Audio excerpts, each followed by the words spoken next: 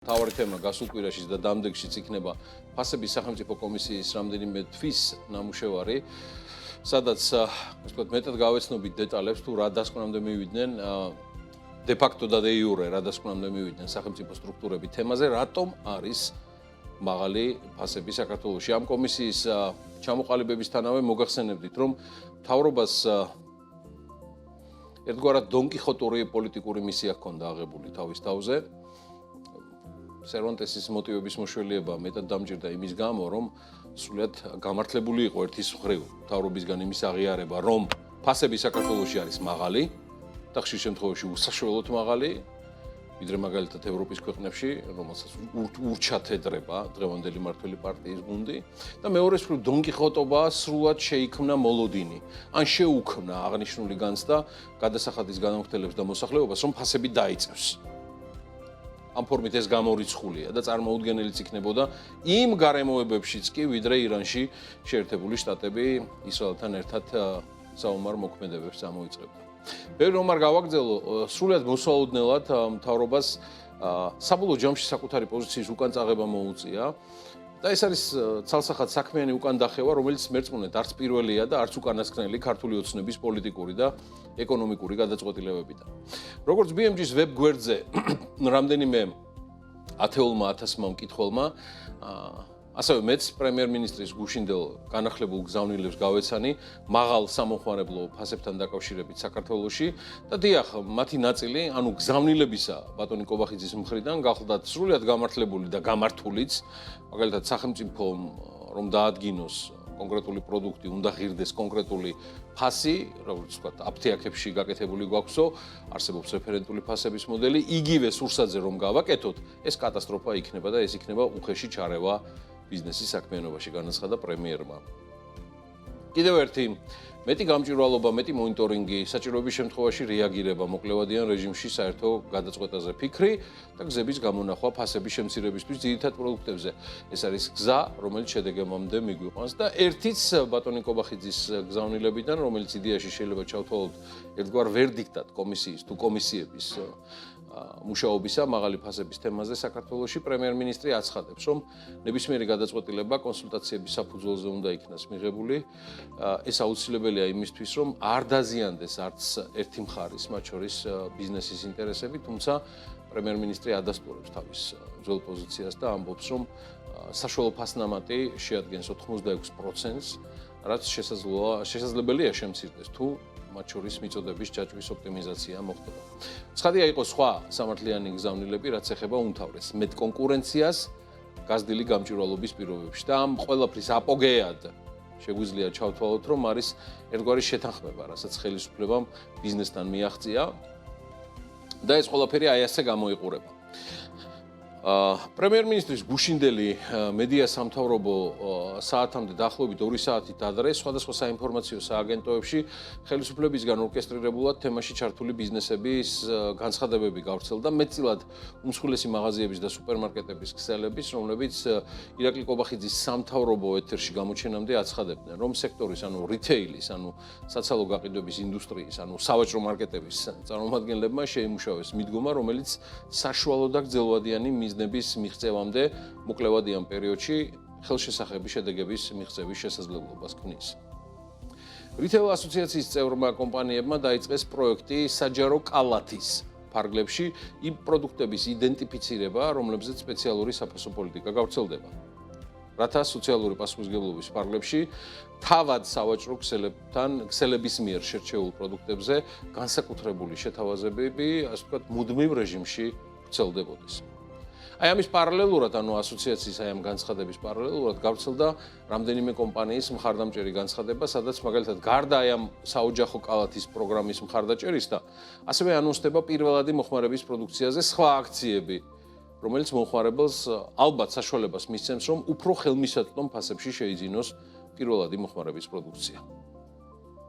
რითეილ ასოციაციის გარდა ასეთივე განცხადებები დამოუკიდებლად გაავრცელეს ნიკორას, გუდვილის, დეილი ჯგუფის, შეიძლება სხვა სუპერმარკეტების ქსელებმაც, რაც ჯამში ადასტურებს ერთ ძალიან მარტივ ჭეშმარიტებას. ბევრი იმსჯელეს თუ ცოტა მაღალი დონის ჰორიზონტალური თუ ვერტიკალურად ბრუნვადი პარადიგმები აღმოაჩინეს ეკონომიკის ლიკბეზით დაკავებულობისას და ფაქტია, რომ სახელმწიფო სამთავრობო თუ საპარლამენტო საკომისიო ოდისია მაღალ ფასებთან დაკავშირებით ისე სრულდება, რომ სახელმწიფო მივიდა მარტივ დასკვნამდე, რასაც საჯაროდ არასდროს იტყვის. ბიზნესი საქართველოში ვინც ამ თემაში, ანუ ვაჭრობაში, ვაჭრობის გარდა იმპორტში, დისტრიბუციაში და გასაღებაში არის ჩართული, წარმოადგენს სუბიექტს, რომელიც მათი აზრით მაინც გადაჭარბებულ მოგებას ნახულობს მოსახლეობის ხარჯზე.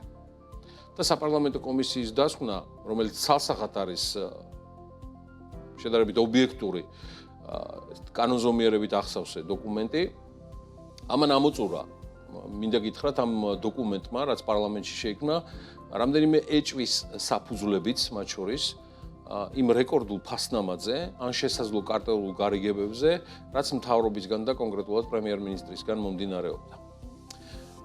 კიდევ უფრო მარტივად დაკვირვებებიდან გამომდინარე, სახელმწიფომ მოითხოვა თუ შეთანხმდა ბიზნესთან, რომ ეგრეთ წოდებულ და იდეაში ეგრეთ წოდებულ გარეშეც, მაგრამ სოციალური პასუხისმგებლობის ფარგლებში ბიზნესმა ძირითად სამოხმარებლო პროდუქციაზე ისეთი პერიოდული და შეიძლება მუდმივი შეთავაზებებიც უნდა უზრუნველყონ, რომელიც სათანადო დარეკლამების პირობებში შექმნის განცდას ფასების მნიშვნელოვან კლებაზე. ოღონდ აქ არის კიდევ ერთი რისკი, რომ ეს განცდა უნდა ემთხვეოდეს და აისახოს საბოლოო დანახარჯზე. ანუ ადამიანი პირობითად თუ მის მიერ შერჩეულ აუცილებელ პროდუქტებში იხდიდა მაგალითად 150 ლარს, საინტერესოა და მნიშვნელოვანია, რომ ეს 150 ლარიანი დანახარჯი მომხმარებლისთვის ხარჯვისას გახდეს მაგალითად, არ ვიცი, 125, 130, ან თუნდაც 100 ლარი. თან იგივე რაოდენობის პროდუქციის შეძენაზე, რასაც ადრე ძვირად ყიდულობდა. და ეს იქნება რეალური ეფექტი აი ამ დროს. მე ვერ გეტყვით რა დაждდება ეს ამბავი ბიზნესისთვის, ან რას მიიღებს ბიზნესი ამ ყველაფრიდან გამომდინარე, რადგან ჩემთვის ძალიან რთულია როგორც ეკონომისტისთვის ფიქრი, ძირითადში იმპორტირებულ პროდუქციაზე აი ამგვარი კალკულაცია თან საკმაოდ გაზრდილი კომუნალური და სხვა ხარჯების პირობებში რთულად ლაგდება, თუმცა ცალსახად შესაძლებელია და ეს შედეგი თუ იქნა მიღწეული, ეს ნიშნავს მარტივს. ბიზნესმა გარკვეულწილად მოიკლო შემოსავალი და დასჯერდება საბოლოო ჯამში იმას, რასაც მიიღებს. ანუ შეესწება სხვა პროდუქციაზე გაზრდილი მარჟით, პირველადი მოხმარების პროდუქციაზე შემცირებული ფასები დააკომპენსიროს. აი ამ ყველაფრის მთავარი ეფექტი მაინც არის ის, რომ მოსახლეობამ ჯიბეზე იგზნოს გადასახადში, სახარჯთანხაში იგზნოს, რომ იგივე პროდუქციაში, ვიდრე იხდიდა ადრე, გადაიხადოს ამ ჯერზე შედარებით ნაკლები. ამას ცხადია ვერ უზრუნველყოფს თუნდაც პროფესიულ დონეზე და მართლაც ასეა მომზადებული საპარლამენტო დასკვნა, რომელსაც მოუწია ფაქტიურად, ჩემი აზრით შეექმნა პრელუდია იმ რეალობისთვის, რომელსაც პრემიერ-მინისტრი ატირაჟირებდა ჯერ კიდევ შარშან 24 დეკემბრიდან მოყოლებული, როცა სპეციალური ვიდეო რგოლით გვამცნო თუ როგორ არის ფასები რამდენადმე მაღალი საქართველოში ვიდრე ევროპაში. თუმცა სხვათა შორის არავის გასჩენია კითხვა, იქნებ სწორედ ევროპასთან ინტეგრაციაში არის ხსნა, რომ ფასები დარეგულირდეს, ანუ შემცირდეს. თუ ოდესმე შეუერთდით ერთ-ერთ ყველაზე კარგად კონსტრუირებულ და ჩამოყალიბებულ მაღალი ხარჯველობით გამორჩეულ ევროპულ ბაზარს. იქნებ სწორედ ეს არის სწორი გადაწყვეტილება, როცა მთელი ევროკავშირი მორგებულია და მუდმივად ცდილობს წაახალისოს მის გეოგრაფიაში შემოსული ნებისმიერი, რა გითხრათ, კანტონი, რეგიონი, რაიონი, დაბა თუ სოფელი. და იმავდროულად სწორი გადაწყვეტილება იმ გზაზე, რაც ასევე მართებულად აღნიშნა პრემიერ-მინისტრმა გუშინ, იქნებოდა ის, რომ რაც არის მთავარი საზრუნო. ეს არის ჩვენი მოქალაქეების შემოსავლების ზრდა. და ესეც ნაწილია ევროპაში ინტეგრაციისა. თუმცა ევროპის შესახებ სიტყვაც ვერ ვნახე დაძრული მთელი ამ ბოლო თვეების განმავლობაში. სიტყვა სწორი და გამართული, თორემ უყუღმართ და აუგს გათახსირებულ ევროპაზე იმდენს გაიგებთ, რამდენიც გაგიხარდებათ. ისევე როგორც კიდევ ერთი გზავნილი ჩვენგან პრემიერ-მინისტრს. მაინც მოერიდეთ, ბატონ ირაკლი, ჭარბის, სიტყვა ჭარბის გამოყენებას ეკონომიკაში.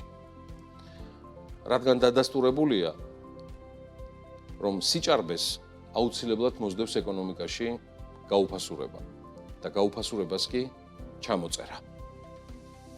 დამიჯერეთ, ყველას ერთად გაგვიხარდება, ვისაც ეს ქვეყანა და მისი ხალხი უყვარს, იმ შედეგის დადგომა, რისკენაც ნაბიჯ-ნაბიჯ წავალთ, მათ შორის ფასებთან დაკავშირებითაც.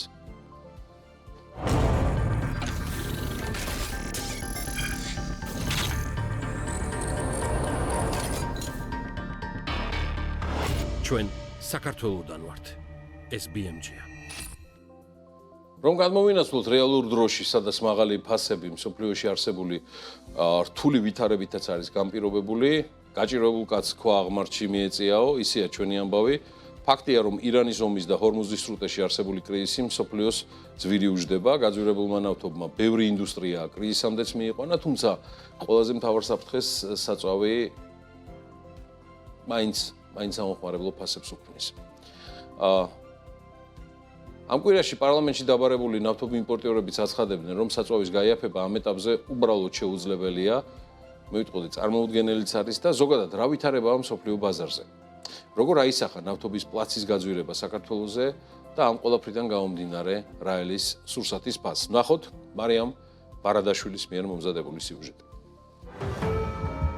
საერთაშორისო ბაზრებზე საწვავი კვლავ ძვირდება. თებერვლის ბოლოს დაწყებული ამერიკა-ისრაელის ერთობლივი სამხედრო ოპერაცია ირანის წინააღმდეგ მსოფლიოს კვლავ ძვირი უჯდება. მედიაში გავრცელებულმა ცნობებმა, რომ თეირანზე ზეწოლის გასაძლიერებლად ტრამპის ადმინისტრაცია ირანში კვლავ ძიმე დარტყმებს განიხილავს, ბრენტი გარკვეული პერიოდი $100-მდეც კი გააძვირა. ბოლო კვირის განმავლობაში ნავთობი აღმავალი ტენდენციით გამოირჩეოდა. საერთო ჯამში მატების მაჩვენებელი საშუალოდ თითქმის 10%-საც კი აღწევს.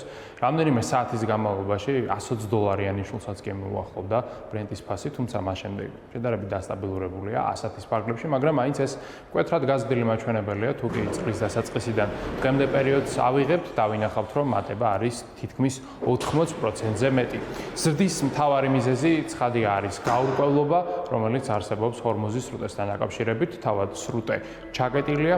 გაძვირების მიზეზი კვლავ ჰორმუზის სრუტეა, რომლის სრულად გახსნათ ცეცხლის შეწყვეტაზე შეთანხმების მიუხედავად ამ დრომდე ვერ ხერხდება. არადა ომამდე ამ ვიწრო გასასვლელით სპარსეთის ყურიდან ოკეანეში მსოფლიო ნავთობის მეხუთედი გადიოდა. ნავთობის მწარმოებელ მთავარ რეგიონში არსებული კონფლიქტი მთელ მსოფლიოზე აისახა, რადგან ჰორმუზის სრუტით გატარებული ნედლეულის მომხმარებელია როგორც ევროპა, ისე აზიაში ჩინეთი, ინდოეთი და იაპონია. მიწოდების შეფერხებამ ყველა ტიპის ნავთობპროდუქტი გააძვირა. ასე მაგალითად, თუ ომამდე ბრენტის ფასი $70 იყო, დღეს უკვე $100 აჭარბებს. ბევრ სფეროში, მათ შორის ავიაციაშიც კოვიდის შემდეგ ყველაზე დიდი კრიზისი შეიქმნა. ბუნებრივია, საწვავი გაძვირდა საქართველოშიც. პარლამენტის ფასების კომისიაზე მისული ნავთობიმპორტიორები აცხადებდნენ, რომ ქვეყანაში ფას ორი ფაქტორი განსაზღვრავს: პლაცი და ლარის კურსი. სწორედ პლაცის, ანუ მსოფლიოში ნედლეულის გაძვირებით ხსნიდნენ პარლამენტში დაბარებული კომპანიების წარმომადგენლები გაძვირებას.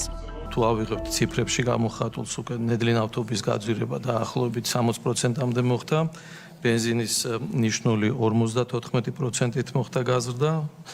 თუ ავიღებთ ჩვენ დღევანდელ ნიშნულს ომამდე 1 მარტამდე არსებულ ნიშნულებთან მიმართებაში, დიზელის გაძვირება 64%-ით მოხდა. ყველაფერმა ამან გამოიწვია ბუნებრივია ცვლილება შიდა ბაზარზე ფასების თვალსაზრისით. ვიგახსენებათ, რომ საქართველო არის ნავთობპროდუქტების იმპორტიორი ქვეყანა, ორი მთავარი კონტრაგენტი, რომელიც ფასის წარმოქმნაში იღებს მონაწილეობას, ეს არის გაცვლითი კურსი და საერთაშორისო პლაცის ნიშნული. რომ პეტროლის წარმომადგენელმა კი თქვა, რომ კომპანიას მხოლოდ 30 დღემდე მარაგების შექმნა შეუძლია. მარაგებიდან გამომდინარე, მაქსიმალურად ვცდილობდით, რომ ამ არსებული საომარი სიტუაციების გამო პირდაპირ პროპორციულად არ გაგვეზარდა ფასი. ჩვენ შემთხვევაში რომ პეტროლ საქართველოს ფასების ზრდა დაიწყო 11 მარტიდან და საერთო ჯამში რო ავიღოთ, ბენზინის ფასი დაახლოებით 13%-ით გაიზარდა, ხოლო დიზელზე ფასი 31%-ით. საქართველოში საწვავი მარტიდან გაძვირდა. ბრენდულ სადგურებზე ევრორეგულარი ომის დაწყების შემდეგ საშუალოდ 16%-ით არის გაძვირებული პრემიუმი, ასევე 16%-ით, სუპერი კი 13%-ით. გაცილებით უფრო მკვეთრია მატება დიზელის მიმართულებით და ევროდიზელის ღირებულება 33%-ით არის გაზრდილი. საწვავი აძვირებს სხვა პროდუქტებსაც, როგორც დისტრიბუტორთა ასოციაციის ხელმძღვანელი გვეუბნება, არსებული ფასი თუ შენარჩუნდა, სურსათი კვლავ გაძვირდება. ფასებთან მიმართებაში საგარეო ფაქტორი, რომელიც დღეს გვაქვს მოცემულობა ნავთობის ფასის ცვლილება, რა თქმა უნდა, მნიშვნელოვანს ეგავლენას ახდენს საბოლოოდ პროდუქტის ღირებულებაზე. აქ ჩვენ არ ვსაუბრობთ მხოლოდ გაზრდილ შიდა ლოგისტიკურ ხარჯზე, აქ ჩვენ ვსაუბრობთ მათ შორის საერთაშორისო გადაზიდვაზე, რომელიც პირდაპირ ასახავს ნებისმიერი ცვლილება ფასის ნავთობზე ისახება საერთაშორისო გადაზიდვაში. ჩვენ ვართ იმპორტდამოკიდებული ქვეყანა, ნებისმიერი ფასის ცვლილება საერთაშორისო მომწოდებლიდან საერთაშორისო გადაზიდვა თუ გაზრდილი შიდა ლოგისტიკური ხარჯი, რა თქმა უნდა, საბოლოოდ ისახება პროდუქციის ღირებულებაში, ეტაპობრივად ხდება ამის ასახვა გარკვეულ პროდუქციაზე. ეს ცვლილებები ისახება და ასახული არის და უახლოეს მომავალში გარკვეული ცვლილებები ამ მიმართულებით, რა თქმა უნდა, გვექნება. საქსტატის მონაცემები ჯერ კიდევ მარჩის სურსათის ჯგუფში 7%-იან მატებას აჩვენებს და მომდევნო თვეებში ინფლაციის უფრო მაღალ მაჩვენებელსაც უნდა ველოდოთ. არადა წლის ბოლოს მთავრობა მაღალ ფასებზე ლაპარაკობდა და ამიზნით პარლამენტში საგამოძიებო კომისიაც კი შექმნა. თუ ვითარება არ შეიცვალა და მიწოდება ომამდე პერიოდს არ დაუბრუნდება, ინფლაციის ზრდა გარდაუვალი რეალობა იქნება. ამასობაში მსოფლიო და მისი ქვეყნები აგრძელებენ ჩვენს გაოცებას, ვინც ვაკვირდებით ცხადია პლანეტის ეკონომიკას, მის მოწყობას და განვითარებას.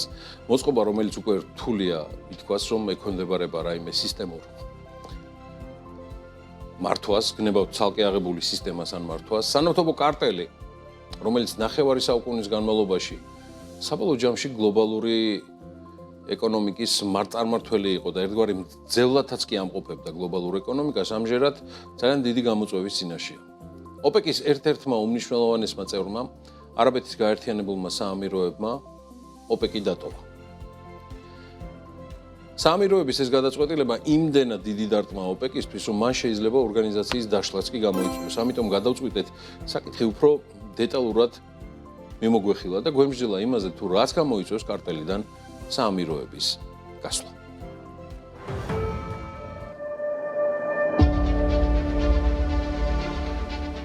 ნავთობის ექსპორტიორი ქვეყნების ორგანიზაცია, რომელიც 10 წლეულების განმავლობაში გლობალური ენერგეტიკული ბაზრის უპირობო დირიჟორად მიიჩნეოდა, დღეს ეგზისტენციალური საფრთხის წინაშე დგას. არაბთა გაერთიანებულმა საამიროებმა ოფიციალურად მიიღო ოპეკის დატოვების გადაწყვეტილება, რაც ორგანიზაციის ფუნდამენტს არყევს და მის არსებობას კითხვის ნიშნის ქვეშ აყენებს. საქმე ისაა, რომ ოპეკის არსი ყოველთვის მდგომარეობდა წარმოების კოორდინირებულ შეზღუდვაში ფასების ხელოვნურად მაღალ ნიშნულზე შესანარჩუნებლად. თუმცა დღეს ეს მექანიზმი მრავალი ქვეყნისათვის, მათ შორის საამიროებისთვის, განვითარების შემაფერხებელი ბარიერია, რომელსაც სარგებელი უკვე აღარ მოაქვს. აბუ-დაბის უკმაყოფილების მთავარი მიზეზი ქვეყნის სტრატეგიულ ამბიციებშია. ბოლო 10 წლეულის განმავლობაში ქვეყანამ მილიარდობით დოლარის ინვესტიცია ჩადო ნავთობის მოპოვების ინფრასტრუქტურის მოდერნიზაციაში, რათა დღიური წარმოება 5 მილიონ ბარელამდე გაეზარდა. ოპეკის მიერ დაწესებული მკაცრი კვოტები კი საამიროებს ამ შესაძლებლობების რეალიზების საშუალებას არ აძლევს. ამასთან ქვეყნის ხელმძღვანელობა აცნობიერებს, რომ გლობალური ენერგეტიკული ტრანსფორმაციისა და მწვანე ენერგიის პოპულარიზაციის ფონზე ნავთობის ოქროს ხანა შესაძლოა მალე დასრულდეს. ამ რისკის ფონზე მათ სურთ საკუთარი რესურსების მაქსიმალური რეალიზაცია მოასწრონ მანამ, სანამ შავი ოქრო ბაზარზე ჯერ კიდევ ძვირად ფასობს. ცხადია, საამიროების ოპეკთან დაპირისპირების ცენტრში საუდის არაბეთის ერთპიროვნული მმართველობა დგას. წლების განმავლობაში რიადი ოპეკს საკუთარი საგარეო პოლიტიკის იარაღად იყენებდა, სადაც სხვა ქვეყნები ხშირად მხოლოდ მორჩილი წევრების როლს ასრულებდნენ. წარმოების შემცირების შესახებ გადაწყვეტილებები ხშირად სწორედ საუდის არაბეთის ეკონომიკურ პრიორიტეტებზე იყო მორგებული, რაც სხვა წევრებს აიძულებდა რიადის გეოპოლიტიკური მიზნების სასარგებლოდ თავიანთი ბაზრის წილი და შემოსავლები დაეთმო. ბევრ წევრ ქვეყანას, მათ შორის ყაზახეთს, რომლის ეკონომიკას ასევე მნიშვნელოვნად არის დამოკიდებული ნავთობის ექსპორტზე, ხელში ამოუვიდა ეს დიქტატი. საამიროების მიერ ოპეკის დატოვება უკვე ქმნის პრეცედენტს, რომელიც შესაძლოა დომინოს ეფექტით გადაედოს ყაზახეთსა და სხვა უკმაყოფილო სახელმწიფოებსაც, რაც საბოლოოდ ოპეკის როგორც გლობალური ძალის დასასრულს მოასწავებს. ექსპერტების შეფასებით კარტელიდან UAE-ს გასვლა გარდაუვალს ხდის ფასების ომის დაწყებას. თუ აბუ-დაბი ბაზარს საკუთარი ნავთობით დატბორავს, საუდის არაბეთს მოუწევს არჩევანის გაკეთება, ან კიდევ უფრო მეტად შეამციროს მოპოვება საკუთარი ბიუჯეტის ხარჯზე, ან თავადაც გაზარდოს წარმოება, რათა დაბალი ფასებით კონკურენტები ბაზრიდან განდევნოს. ასეთ სცენარში ნავთობის ფასი შესაძლოა მკვეთრად $40-მდეც კი შემცირდეს, თუმცა ეს მყისიერად, რა თქმა უნდა, ვერ მოხდება განსაკუთრებით ჰორმუზის სრუტის პარალიზების ფონზე, მაგრამ გრძელვადიანად ეს მოლოდინი ბაზარზე ნამდვილად არსებობს. თავად ფასების ომი კიდევ უფრო მტკივნეული იქნება კარტელისთვის იმის გათვალისწინებით, რომ ამერიკის შეერთებული შტატები ბოლო წლებში ნავთობის ექსპორტიორი გახდა და არც იმპორტიორი. ამერიკულმა ფიქლის ნავთობმა ოპექს ისტორიული მონოპოლია წაართვა. როგორც კი კარტელი ფასების გაზრდის მიზნით წარმოებას ამცირებს, ამერიკული კერძო კომპანიები დაუყოვნებლივ ავსებენ ამ ნიშას, რაც ოპეკის ბაზრის წილის შემცირებას იწვევს. გრძელვადიან პერსპექტივაში საამიროების გასვლა და კარტელის დასუსტება ნიშნავს, რომ გლობალური ეკონომიკა ნავთობის ჭარბი მიწოდების ეპოქაში შედის. ფასების ხელოვნური შენარჩუნების მექანიზმი აღარ იმუშავებს, რაც მომხმარებლებისთვის იაფს აწვავს, ხოლო ნავთობზე დამოკიდებული ავტოკრატიული სახელმწიფოებისთვის ეკონომიკურ სტაგნაციას მოასწავლებს. ცხადია, ეს რისკი რუსეთზეც გავრცელდება, რომელიც არაბეთის მსგავსად ავტოკრატიული ნავთობექსპორტიორი სახელმწიფოა. თამამად შეიძლება ითქვას, რომ ოპეკის ძალაუფლების ეროზია შეუქცევადია, რადგან ტექნოლოგიურმა პროგრესმა და ახალმა მოთამაშეებმა ბაზრის წესების ამუდამოდ შეცვალეს. მრავალი წლის განმავლობაში ამერიკის მძევლად ყოფნამ საბოლოოდ ის გამოიწვია, რომ Wall Street-მა ამ პრობლემის მოსაგვარებლად ასობით მილიარდის ინვესტიცია გაიღო, რომელმაც ამერიკა გლობალურად ყველაზე მსხვილ ნავთობ მომპოვებელ ქვეყანად აქცია. შესაბამისად, ოპეკმა იძულების მთავარი იარაღი დაკარგა და ახლა უკვე მის არსებობას თავად წევრი სახელმწიფოებიც კი ვეღარ უძებნიან არსს. საბედნიეროდ, სანავთობო კარტელი, რომელიც ნახევარი საუკუნის განმავლობაში მსოფლიო ეკონომიკას მძევლად ამყოფებდა, ნგრევის გზას ადგას და ორგანიზაციიდან საამიროების გასვლა მხოლოდ პირველი აქტია, რომელსაც აუცილებლად მოხვება ფასების ომი და ოპეკის დატოვების ტალღა.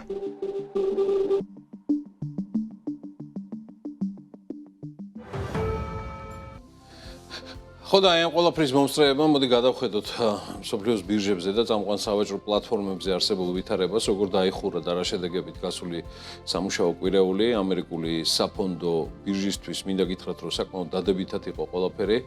აგერ ხედავთ კიდეც Dow Jones-ის, Nasdaq-ის, S&P 500-ის ინდექსები საშუალოდ 1%-ით გაიზარდა.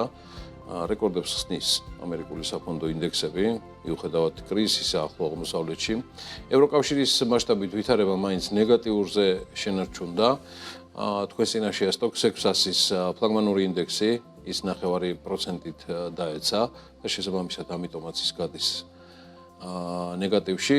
რეკორდული შედეგი ჰქონდა იაპონურ Nikkei 225-ს, ის 0.5%-ით არის გაზრდილი და ჩვენი ანალიტიკოსები მიიჩნევენ, რომ აქაც იხსნება გარკვეული რეკორდები, რაც შეეხება ენერგეტიკულ ბრიჟას, Brent-ის მარკის ნავთობის ფასი $100 ფარგლებშია, WTI $100 ივაჭრება, რაც ერთ კვირაში 8%-ით გაზრდილი მაჩვენებელია, რუსულ ნავთობს რაც შეეხება ბარელ ურალსის ფასი $112 ფარგლებში ოქროს ღირებულება გასული კვირის განმავლობაში 2%-ით შემცირდა. უნცია მეტალის ფასი დაახლოებით $4612-ზეა ამ პერიოდში. ფაქტია, რომ მორიგი, ასე ვთქვათ, როგორ ვთქვათ, მარშტყორცნა ახლო აღმოსავლეთში კრიზისიდან გამომდინარე არ გახდა. და არ მოხდა, ასე ვთქვათ, ლაუციფას ლითონებში ინვესტირებით, პირიქით ფიქსირდება ერთგვარად ანომალიური ვითარება, როცა ოქროს და ვერცხლის ფასი კლებაშია. ამ თემას აუცილებლად მიუბრუნდებით კიდევ საქმიან კვირეულში, თამდე საქმიან კვირეულში გიორგი თოლორდავასთან, შოთა ტყეშელაშვილთან და ჩვენ სხვა ანალიტიკოსებთან ერთად. რაც შეეხება გასული კვირის კიდევ ერთ მნიშვნელოვან მოვლენას, ეს უკავშირდება საქართველოს წარმატებას, საქართველოს წარმატებას, რომელიც დაკავშირებულია ქართული წარმომავლობის საერთაშორისო ფინანსურ ჯგუფთან. ეს არის Lion Finance Group-ი, წარსულში საქართველოს ბანკის ჯგუფი, რომელიც დღეს საქართველოს ბანკის გარდა ფლობს კიდევ ერთ წამყვან ბანკს მეზობელ სომხეთში, ამერია ბანკის სახით და ამ თემაზე არც მეტი და ნაკლები თავად ლონდონის საფონდო ბირჟა ოფიციალურად წერს და აცხადებს. Lion Finance ჯგუფმა ეს ყველაფერი გუშინ გამოქვეყნდა, აღნიშნა FTSE 100-ის ინდექსში ჩართვა და კომპანიის განვითარების ამ მნიშვნელოვანი ეტაპის აღსანიშნავად ლონდონის საფონდო ბირჟამ 1 მაისის ვაჭრობის დასრულებისას ტრადიციული ზარის დარეკვით აღნიშნა.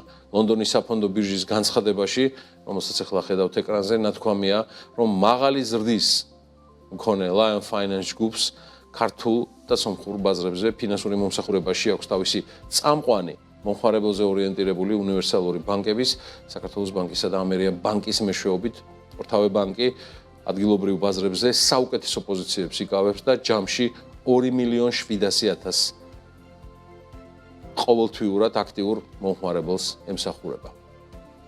2006 წელს ლონდონის საფონდო ბირჟაზე განთავსებიდან მოყოლებული კომპანიის ბიზნეს მოდელი ერთი კონკრეტული ამბიციის გარშემო იყო აგებული. მისი შვილობილი კომპანიები მომხმარებელთა ყოველდღიური ცხოვრების მთავარ ფინანსურ პლატფორმად ექცია. მომხმარებელზე ორიენტირებული გამორჩეული ფილოსოფიის და გაღრმავებული ციფრული შესაძლებლობის პირობებში ჯგუფმა შეძლო თავისი მომხმარებელთა ბაზის მნიშვნელოვნად გაფართოება, რამაც განაპირობა მოგების მდგრადი ზრდა და ბოლო 2 ათწლეულის განმავლობაში მთლიანი აქტივების 50-ჯერ გაზრდა.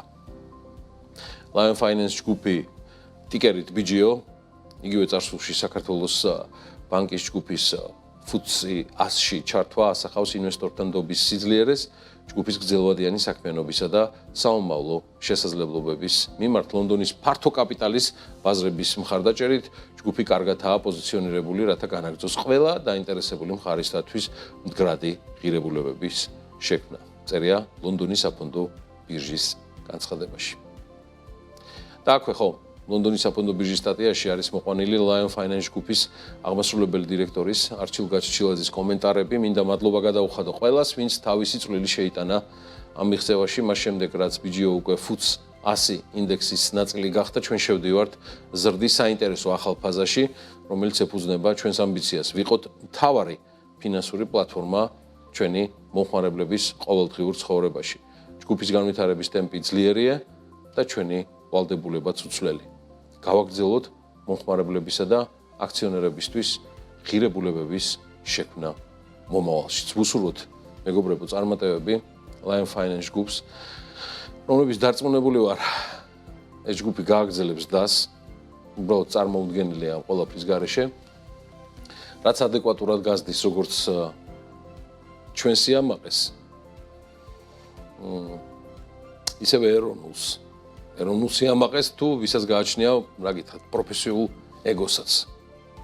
ჯგუფმა აღმასრულებელი გუნდის ნაწილთან, პარტნიორებთან, დირექტორთა საბჭოს წევრებთან, საქართველოსა და სომხეთის მთავრობების და ეროვნული ბანკების მმართველებთან ერთად შუაგულ ლონდონში უმაღლეს დონეზე აღნიშნეს FTSE 100-ის, ანუ წამყვანი ბრიტანული კომპანიების ასეულში გაწევრიანება, რისთვისაც მსოფლიოში უდიდესი ეროვნული მუზეუმის სივრცე შეირჩა, რომელიც გარდა მილოცვებისა და ურთიერთობებისა, ქართული და სომხური კულტურის გამორჩეული წარმომადგენლების მიერ შერჩეული კომპოზიციებითაც შეივსო. მოკლედ, ეს ისტორიაც დაწერილია. კიდევ ბევრს მოყვებით და Lion Finance Group-ი ამ ისტორიის და საქართველოს წარმატების ავტორია.